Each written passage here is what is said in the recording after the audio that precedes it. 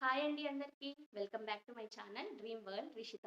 అందరూ ఎలా ఉన్నారు? బాగున్నారా? నేను బాగున్నాను. నేను మీ రమ్య. ఈరోజు ఈ వీడియోలో నేను 'కుబేరా' మూవీ రివ్యూ ఇవ్వడానికి వచ్చానండి. నేనేం పెద్ద రివ్యూవర్‌ని కాదు. యాస్ ఎ ఆడియన్‌గా నేను చూసి చెప్తున్నాను సినిమాని. సో, నాకు 'కుబేరా' మూవీ చాలా నచ్చిందండి.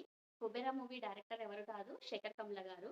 సో, శేఖర్ కమ్ల గారి డైరెక్షన్ నచ్చని వాళ్ళంటూ ఎవరు ఉండరు. అండ్ శేఖర్ కమ్ల గారు ఈ సినిమాని ఒక కొత్త జోనర్ ఎంచుకున్నారు. జనరల్‌గా ఆయన లవ్ స్టోరీ, హ్యాపీ డేస్ ఇలాంటి మూవీసే చేశారు.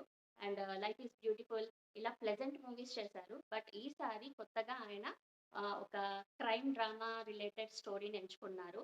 సో, ఒక మెసేజ్ ఓరియెంటెడ్ మూవీని మనందరి ముందుకి తీసుకొచ్చారు.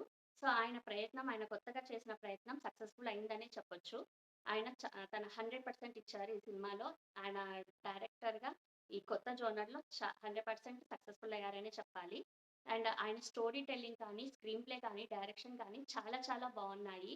అండ్ అన్నీ కూడా తీసిన ప్లేసెస్ కానీ అన్నీ కూడా న్యాచురల్‌గా తీశారనమాట. రియల్ ప్లేసెస్‌లో షూట్ చేశారు. సో, చాలా మంచిగా అనిపించింది చూస్తుంటే. అండ్ ఈ సినిమాకి music director and background music వచ్చేసి డీఎస్‌పీ గారు. సో, డీఎస్‌పీ గారి మ్యూజిక్ ఒక సోల్ అనొచ్చు. బీజీఎం ఒక సోల్ ఈ సినిమాకి.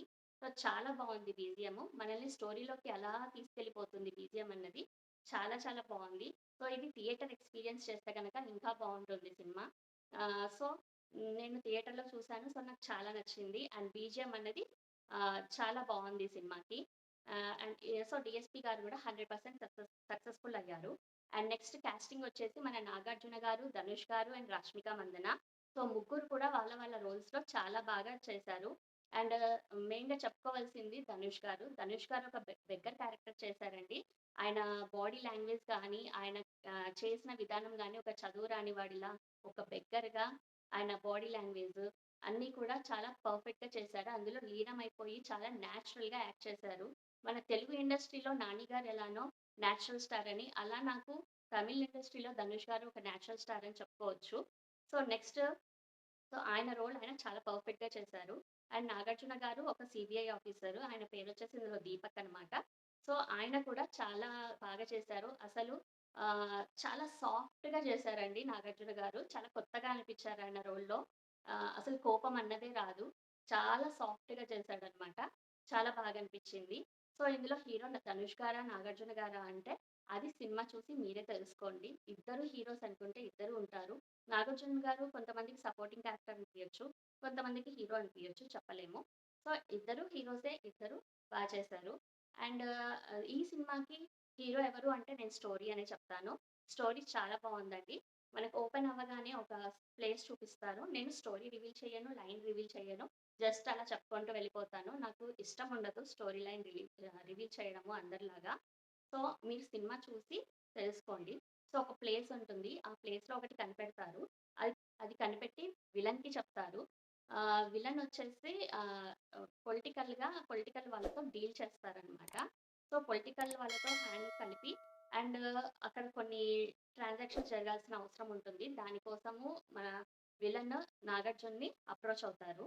సో, నాగార్జున ఒక పని చేయడం కోసం విలన్‌కి ఇక్కడ ఎందుకు నా విలన్ వైపు పని చేయాల్సొచ్చింది అంటే, ఒక సిట్యుయేషన్ జరుగుతుంది. ఆయన ఒక నిజాయితీ సీబీఐ ఆఫీసరు. సో, ఆయన ఎందుకు విలన్ సైడ్ వెళ్ళాల్సొచ్చింది అన్నది మీరు చూసి తెలుసుకోండి. అండ్ తర్వాత నాగార్జున గారికి ధనుష్ అవసరం పడుతుంది. ఒక నలుగురు మెంబర్స్ కావాల్సొస్తుంది. 4 మెంబర్స్. సో, వాళ్ళలో ఒక ధనుష్ ఒకరనమాట. సో, ధనుష్‌కి ఎలా లింక్ అవుతారు? అండ్ ధనుష్ ఆహ్, ధనుష్‌కి రష్మిక ఎలా లింక్ అవుతుంది? రష్మిక ఎలా కనెక్ట్ అవుతుంది? ధనుష్‌కి ఎలా హెల్ప్ అవుతుంది? సో, ఈ నలుగురు ఒకరికొకరికి ఎలా హెల్ప్ అవుతారు అన్నది సినిమా చూసి తెలుసుకోండి. స్టోరీ చాలా బావుంది. మెసేజ్ ఓరియెంటెడ్ మూవీ అండి. ప్రతి ఒక్కరు చూడాల్సిన మూవీ. Very clean picture. ఒక ఆహ్, లవ్ ట్రాక్ కానీ, రొమాంటిక్ సీన్స్ కానీ, ఐటెమ్ సాంగ్స్ కానీ ఏమీ లేవు ఈ సినిమాలో. So, very clean and neat picture. Family అందరూ కలిసి చూడదగిన సినిమా. సో, ఈ కాలంలో ఫైట్‌లు, సాంగ్స్ అవి ఉంటే గాని చూడని జనాలు ఈ సినిమాని అవేమీ లేకపోయినా మనం అలా 3 అవర్స్ 15 మినిట్స్ అలానే కూర్చొని చూడగలం. ఎందుకు అంటే స్టోరీలో ఆ పట్టు ఉంది. సో, ఆ స్టోరీలో మనం అలా చూస్తూ ఉండిపోగలమనమాట. మనకసలు ఆలోచనలే రావు. మనం స్టోరీ చూస్తూ, స్టోరీని ఎంజాయ్ చేస్తూ అలా వెళ్ళిపోతూ ట్రావెల్ అవుతూ ఉంటాం మనం స్టోరీతో.